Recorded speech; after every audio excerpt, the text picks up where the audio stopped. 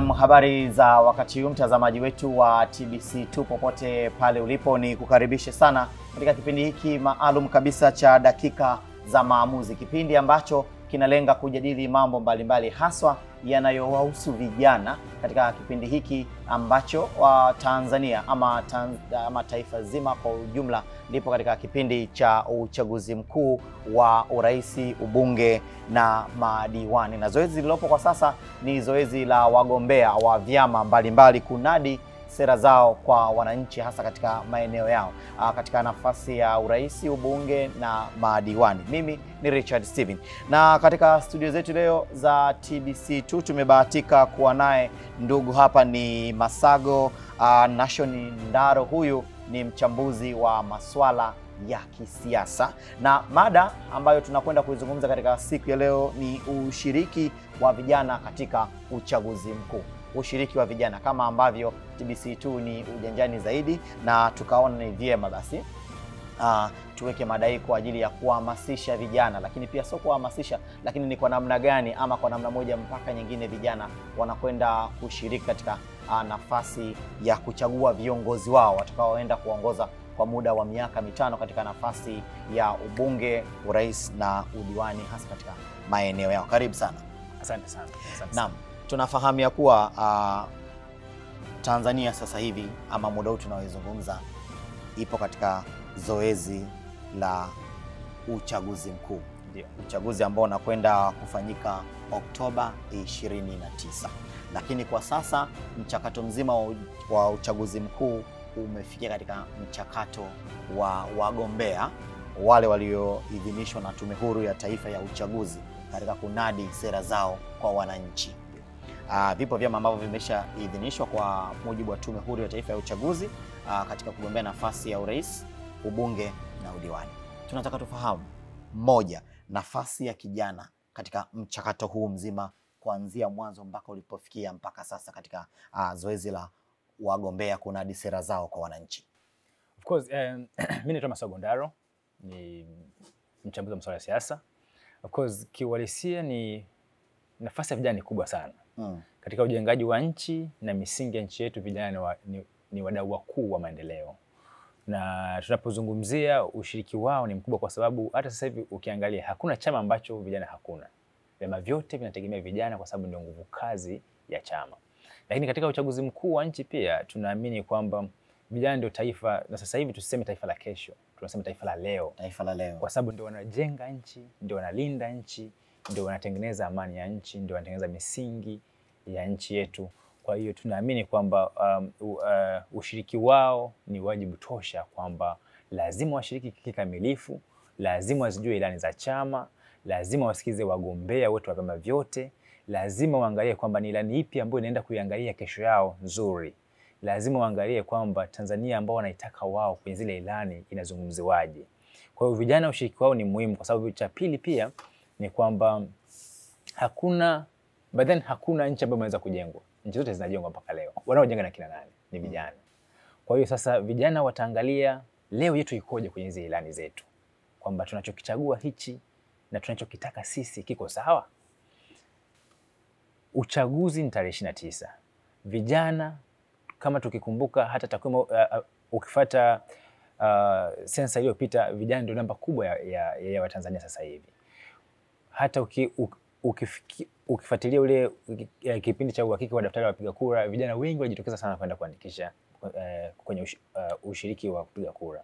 Kwa hiyo vijana wameshiriki kwa kweli, wameshiriki kwa kiwango kikubwa, na tunafurahia kuona vijana wakishiriki. Lakini pia sasa hivi mwamko kwa vijana kwenye masuala ya siasa umekuwa ni mkubwa sana. Ukifuatilia mikutano ya kisiasa inayoendelea sasa hivi, ya kampeni za wagombea wote, utaona asilimia kubwa ya washiriki ni vijana. Kwa hiyo inaonyesha kwamba sasa hivi vijana wengi wanafuatilia na kujua kwamba kinachozungumzwa kina walenga wao. Yes. Na, kuna wakati unazungumza umesema kwamba kushiriki kikamilifu. Yes. Unaposema vijana wanatakiwa kushiriki kikamilifu, unamaanisha nini? Okay, kwanza kijana kushiriki kikamilifu ni kufuata mifumo yote au system nzima ya ushiriki wa uchaguzi. Ina maana lazima aende akajiandikishe, kwa sababu usipojiandikisha huwezi kupiga kura. Kwa lazima awe amejiandikisha, awe na cheti cha na kitambulisho cha mpiga kura, lakini pia awe ameshiriki kwenye hatua zote za mifumo ya upigaji kura, kwa sababu kwa sheria zetu za nchi kijana anaweza kupiga kura kuanzia miaka 18, si ndio?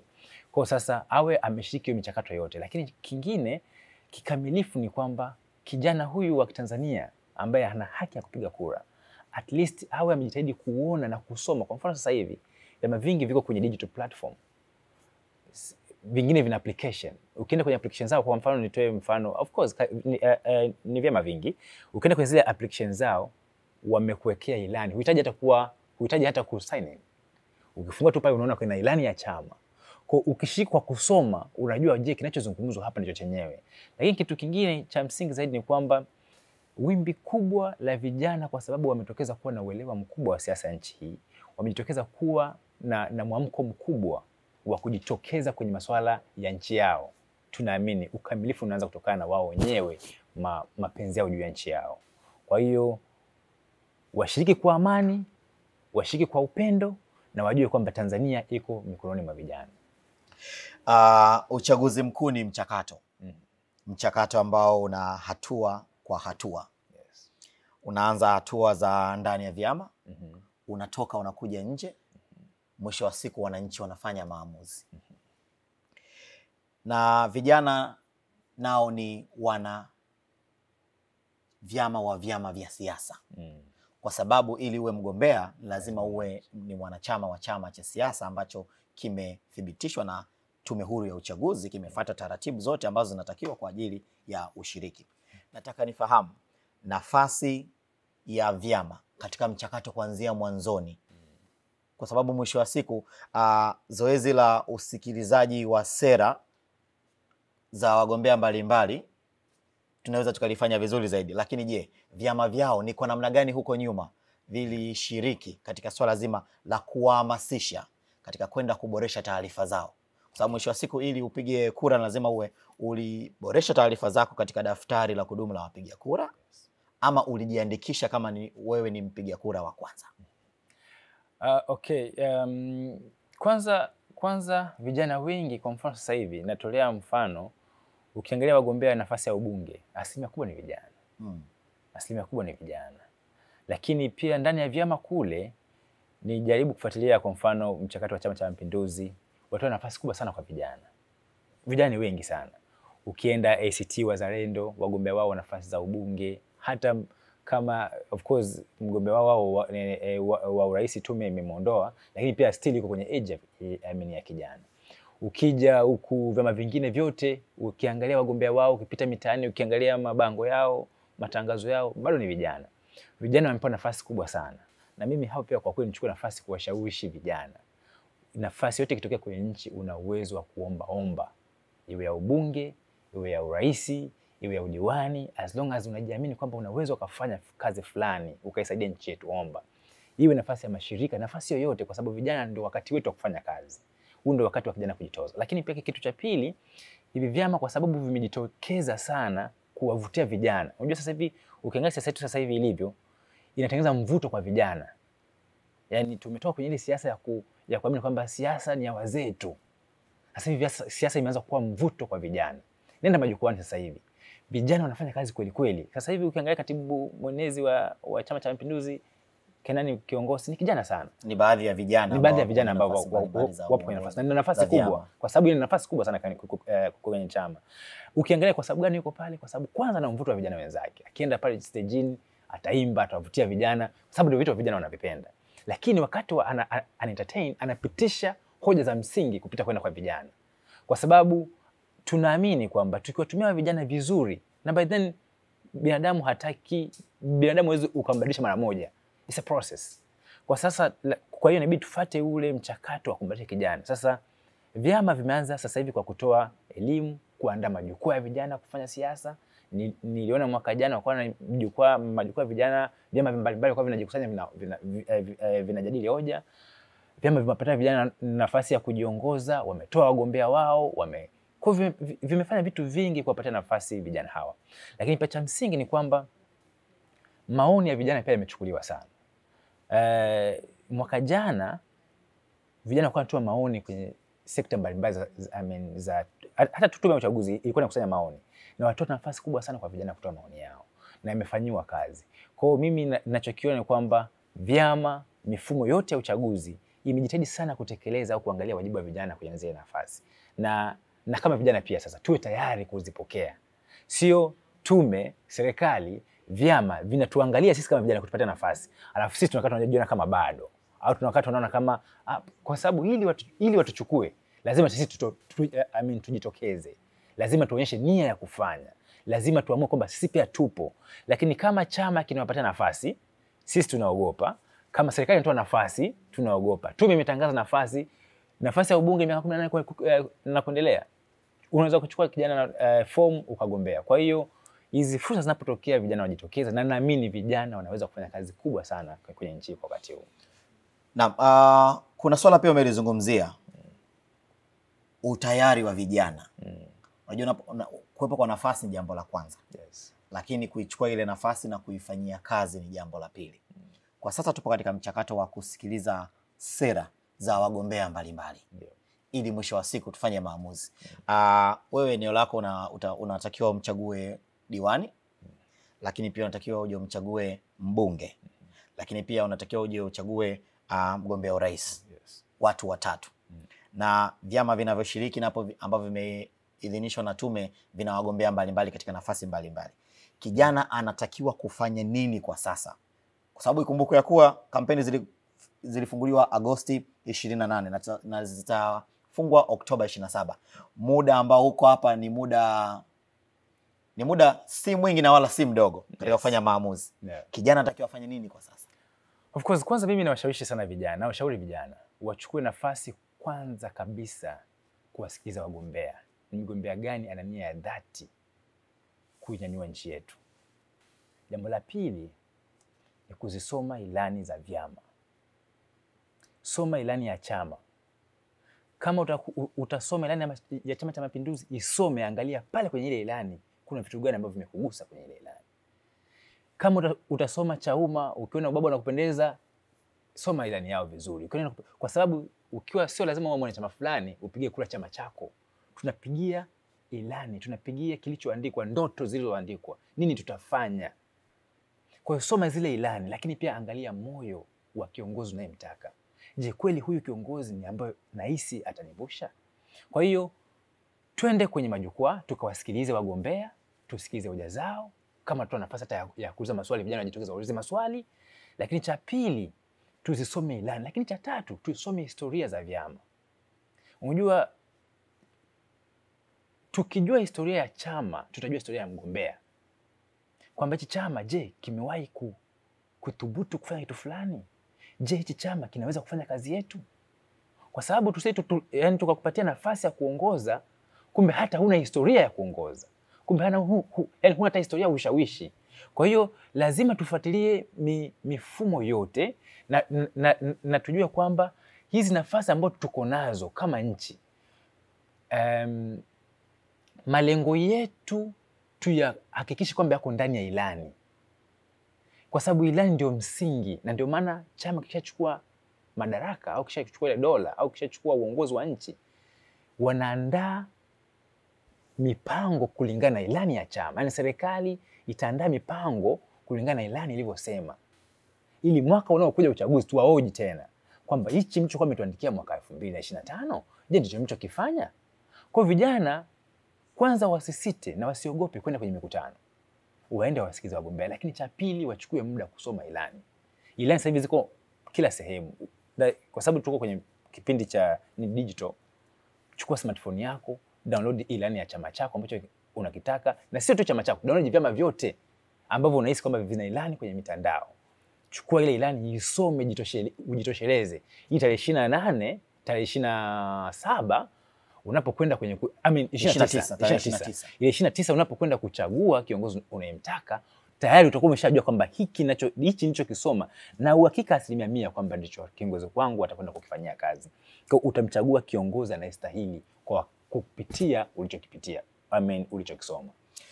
Na mtazamaji wa TBC2, kama ndio unatufuatilia, hiki kipindi kinaitwa Dakika za Maamuzi, kipindi ambacho kinakuja kwa ajili ya kuhamasisha ama kuleta mada mbalimbali zinazohamasisha vijana na wananchi kwa ujumla katika kushiriki kwa hatua moja mpaka nyingine katika zoezi zima la uchaguzi mkuu unaotarajiwa kufanyika Oktoba 29 mwaka huu, katika kuchagua nafasi ya viongozi katika nafasi ya urais, wa bunge na madiwani, kipindi ambacho kinakuwa na mada mbalimbali, lengo likiwa ni kuhamasisha vijana na wananchi kwa ujumla katika kushiriki katika mchakato katika swala zima la usikilizaji wa sera za wagombea mbalimbali. Lakini mwisho wa siku, ili unapokwenda kuchagua kiongozi ujue basi unakwenda kuchagua kiongozi wa namna gani. Mimi naitwa Richard Steven na mgeni wetu hapa anaitwa Masago Nashon Ndaro, mmoja kati ya wachambuzi wa siasa. Naam. Kuna kitu umekizungumza, masuala mazima ya ilani za vyama. Tukiangalia ilani za vyama, tukihusisha na dira ya taifa. Dira imekuwa ikitekelezwa, dira ya muda mfupi na dira ya muda mrefu. Ni kwa namna gani tunaweza zikatusaidia sisi vijana katika swala zima la kupata viongozi wale ambao tunajua kabisa wanakwenda kutimiza yale vijana ambao tumekuwa tukiyatamani kwa muda mrefu? Okay, kwanza hii nipende kwanza kuipunguza serikali, kwa sababu ukitoa dira unapatia watu mwanga kuja tunaelekea wapi. Kwa hiyo uwepo wa dira ya taifa ni mwanga tosha, kwamba hatutembei gizani, tunatembea wakati tukijua kwamba direction yetu ni hii. Kwa hiyo hata vyama vimepata nafasi nzuri ya kuchambua ilani zao kupitia dira, kwa sababu kama tumeona kwa mfano dira yetu ya taifa sasa hivi ambayo mama rais wetu wa Jamhuri ya Muungano wa Tanzania alizindua ya 2050 miaka 25, imezungumza vitu vingi sana, mpaka pato la mtu mmoja mmoja, mpaka pato la nchi. Sasa ukiwa unajiandaa kwenda kwenye uchaguzi, wakati umesoma dira ya serikali kwamba mpango wetu ni huu, ni rahisi hata ilani yako kureflect kwamba ninajua kwa mwaka 2030 kupitia dira wamesema tunabidi tuko hapa. Kwa mimi kupitia dira hii naweza nikaandaa kitu fulani ili kitufikishe pale. Kwa hiyo kuna vyama mimi nimesoma ilani zao na dira zinakwenda sawa. Sitaki kuzungumza na hizi ilani kwa sababu hatutaki kuzungumzia chama fulani, lakini kuna vyama ukisoma dira ilani zao na ukasoma dira ya nchi ilipo kabisa, unaona kuna mwanga, tunakoelekea ni kuzuri. Baada ni karibia vyama vyote. Kwa hiyo imekuwa na advantage kwao kwamba tayari walikuwa wana dira ambao wengi wamechukua kaisoma, then wakachukua ilani zao, wakawa wanaangalia kwenye dira, wanaipitia, wanachukua malengo ya dira, wanaiandikia. Kuna wachache ambao nimesoma ilani zao kidogo zimeenda kidogo, lakini sasa tunajiuliza, dira hii ni ya Tanzania, hii ndoto, dira ni ndoto, ni malengo, ni tunapofikiria kwenda, ni kesho, it's a future. Kwa nini huyu kaandika hivi? Wakati sisi wa Tanzania tunaamini tukifika hapa, kila Mtanzania akiwa na uchumi fulani, umetufisha sehemu fulani. Kuna vitu vya msingi kwenye nchi ambao sisi tunaamini vikishika hatamu tutafika pazuri. Tukiwa na umeme wa uhakika, tukiwa na miundombinu ya uhakika, tukiwa na matreni hizo sijaza kutosha zikaenda kila upande wa nchi, tukiwa na viwanda vingi. Hiyo ndio mipango sisi wa Tanzania tunataka kuisikia. Sisi wa Tanzania especially vijana ambao sasa hivi tuna uchumi mdogo. Vijana wengi wa Tanzania wana uchumi mdogo. Kwa ukisoma dira, ukaisoma ilani, utatambua je, uchumi wangu, kwa sababu tunazungumzia pia uchumi wa mtu mmoja mmoja. Tunakuelekea sasa hivi uchumi wa nchi yetu unajengwa na pato letu sisi wenyewe. Uchumi wa nchi unajengwa na vijana sisi wenyewe. Uchumi wangu kwa huu umeme ambao tuko nao utafika. Lakini kusoma dira nakwambia kupitia mwaka fulani tutakuwa sehemu fulani. Kupitia hii miundombinu ambayo tuko nao, je, sasa hivi nikinunua mzigo Dar es Salaam naweza nikafikisha Mbeya ndani ya masaa 7? Lakini kama sijai itafika Mbeya, utafikisha nini mzigo kwa masaa 7? Sasa hivi ukinunua mzigo Dar es Salaam hapa kukupeka Dodoma ni masaa 3.5, unakuwa mzigo wako umefika Dodoma. Kwa hiyo tayari hiyo inaonyesha jinsi gani ambavyo tuko na malengo mazuri. Sasa hizi ilani za vyama, vijana, mimi nawashauri sana vijana wasome hizi ilani vizuri, wafanye maamuzi sahihi, kwa sababu ni wakati wa kufanya maamuzi sahihi. Jambo la kwanza. Jambo la pili, kujenga nchi ni kazi ngumu sana. Sasa hivi tunajenga nchi mwaka wa 60 toka tumepata uhuru. Ni mchakato. Ni mchakato. Ni kama kujenga nyumba yako. Ni kama kujenga mwili wako. Utaujenga mwili wako miaka 27, lakini unaweza ukavunja mguu au mkono ndani ya sekunde moja. Kwa hiyo kujenga nchi ni mchakato. Tufanye maamuzi sahihi, tuijenge nchi yetu. Tujiepushe na hii, tusiwe tu kusikiliza tu. Tufanye research. Tukisikiliza tu na kufanya maamuzi vitatuharibu sana. Let's do yani tukae chini, tusome ilani, tufanye research, tuijenge nchi. Kila kitu ambacho kiko mezani tushare. Yani tushare wote, tutoe mawazo, then nchi yetu isonge mbele. Naamini kwenye dira ambayo tuko nayo, naamini kwenye ilani za vyama, naamini vijana tutumie nafasi vizuri kuwachagua wale viongozi wanaowastahili kwenye ndoto zao. Wagombea mbalimbali wa vyama vya siasa vilivyoidhinishwa na Tume Huru ya Taifa ya Uchaguzi wakiendelea na tunasema wananadi sera zao kwa wananchi. Ndio. Nichague mimi, nitafanya hivi katika nafasi ya ubunge, urais na udiwani. Vijana wanashiriki huko katika kusikiliza sera hizo. Nafasi ya vijana katika kupewa nafasi katika kuuliza hata maswali kufikia mpaka sasa katika kampeni hizi ambazo umeshawahi kuzifuatilia, unaonaje? Kwa kweli nimeona baadhi ya maeneo vijana wanapewa muda wa kuuliza maswali, ingawaje maswali mengine yanakuwa ni kama utani, lakini sehemu ya siasa. Ila naona wanapewa nafasi, wanauza maswali, wanatoa hoja zao. Ila nafikiri pia kwa sababu muda ni mchache, wengi hawapati muda mwingi. Nafikiri pia tungeandaa mfumo kupitia tume, labda kwa sababu ndio inasimamia masuala ya uchaguzi, au kupitia serikali, au kupitia majukwaa yote ya kisiasa. Vijana wao wana nafasi sana ya kuandaa midahalo, kuzungumza. Tuzungumze pamoja, tukutane, tuitane. Ili yale ya kwetu ambao labda serikali haisikii, tukipitia midahalo watasikia. Ili haya ambao tumekosa nafasi ya kuuza wagombea, tuje tuweze baadaye. Lakini pia ni washauri vijana wale watakaopata nafasi baada ya uchaguzi mkuu, au viongozi wote watakaopata nafasi baada ya uchaguzi mkuu, wapate pia muda tena wa kurudi katika jamii zetu. Ili wale vijana ambao hawakupata nafasi kuuliza maswali kipindi akiwa kwenye nafasi akauliza tena wamuulize maswali, ili asisahau kama niahidi kitu fulani, wakimkumbusha atakifanyia kazi. Kwa kweli nafasi zipo, lakini ni ndogo kwa sababu muda ni mchache. Nchi yetu ni kubwa sana. Ukipiga mahesabu ya majimbo yote, kwa mfano wagombea urais waje wazunguke nchi nzima na wagombea wenza, muda ni mchache sana. Lakini tunaamini, kwa mfano nilikuwa nafuatilia mgombea wa Chama cha Mapinduzi Dr. Samia Suluhu Hassan, anatembea karibia mikutano 5 mpaka 6 kwa siku. Ukifuatilia nimefuatilia hata yule wa Chauma pia anatembea, anafanya mikutano 4-3 kwa siku. Staff ni ngumu sana. Kwa hiyo ukipiga hiyo mahesabu, muda wa kuuliza maswali ni mchache. Kwa sababu mtu anafanya masaa mawili anakimbia.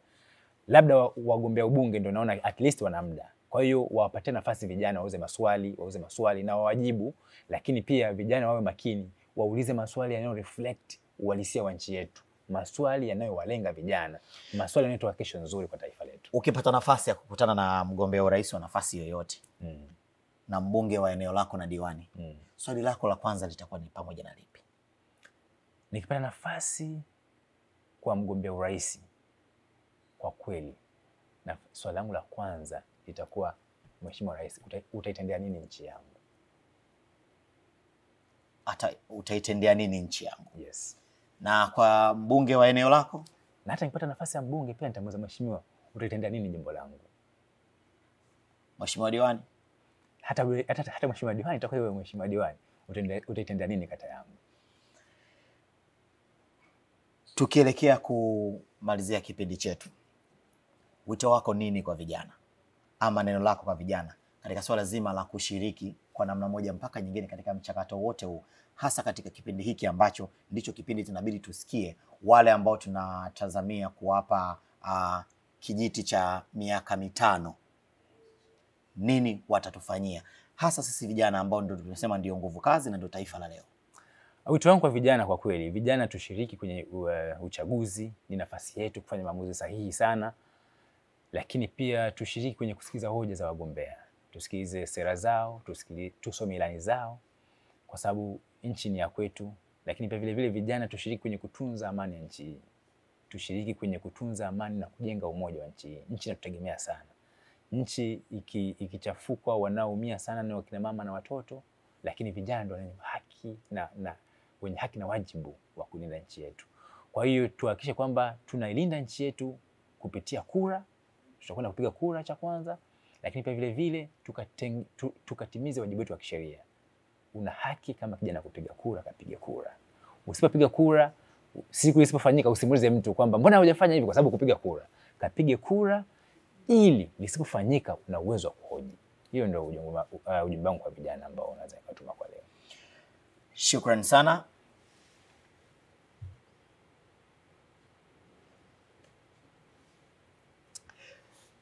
Naam.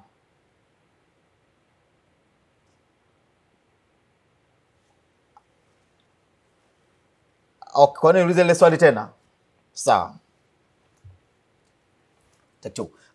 Ukipata nafasi ya kuzungumza na vijana kwa namna moja mpaka nyingine katika kipindi hiki ambacho ndicho kipindi ambacho viongozi mbalimbali wanaanadi sera kwa ajili ya kuomba kuteuliwa katika kugombea nafasi ya ubunge, urais na udiwani, ni kipi hasa ungependa uwasisitize vijana ama uwaambie vijana katika kipindi hiki ambacho vyama mbalimbali ambavyo vimeidhinishwa na Tume Huru ya Taifa ya Uchaguzi vinazungumza na wananchi kupitia kunadi sera zao?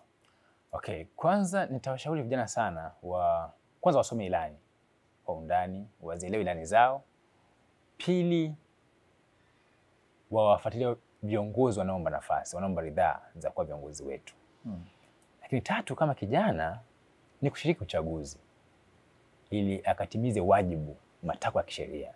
Kama kijana lazima upige kura, kwa sababu usipopiga kura utakosa kumlaumu. Kwa hiyo akapige kura. Na washawishi sana vijana, tarehe 29 ikifika, amka enda kapige kura, kaa nyumbani, subiri matokeo yakitangazwa. Ukimwona ni mshindi ni wa kwako, mshukuru Mungu. Ukimwona si wa kwako, mshukuru Mungu. Lakini cha mwisho kabisa ni kuambia vijana tushiriki kwenye kulinda amani ya nchi yetu. Tusishiriki kwenye kuvunja amani ya nchi yetu. Washiriki uchaguzi, lakini pia washiriki kwenye kulinda nchi yetu, kwa sababu nchi hii inategemea sisi vijana. Nchi hii kwa sasa iko chini ya mikono yetu sisi vijana. Sisi ndio chanzo cha vurugu, lakini sisi pia ndio chanzo cha amani. Vijana tukilinda amani yetu, amani itakuwepo. Vijana tukilinda uhuru wetu, uhuru utakuwepo. Lakini vijana tukiamua kuharibu amani ya nchi yetu, amani itaharibika.